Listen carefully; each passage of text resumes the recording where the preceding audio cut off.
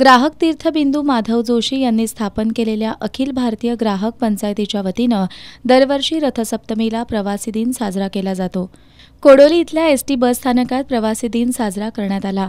यावेळी ग्राहक पंचायतीचे सदस्य प्रवीण बुरांडे यांनी या दिवशी सार्वजनिक वाहतूक व्यवस्थेमध्ये काम करणाऱ्या घटकांचा उल्लेखनीय योगदानाबद्दल सन्मान करत प्रवासी वर्गाला शुभेच्छा देण्याबरोबरच या निमित्तानं सार्वजनिक वाहतूक व्यवस्थेतील अधिकारी, कर्मचारी आणि प्रवासी यांच्यामध्ये संवाद घडवून आणण्याचंही काम केलं जात असल्याचं सांगितलं। अखिल भारतीय ग्राहक पंचायत पन्हाळा तालुका उपाध्यक्ष यांनी एसटी बसचं पूजन केलं।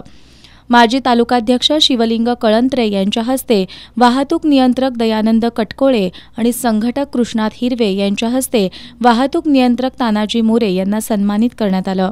त्याचबरोबर ग्राहक पंचायतीचे अन्य पदाधिकारी आणि सदस्यांच्या हस्ते एसटीचे चालक, वाहक, प्रवाशांना सन्मानित करण्यात आलं।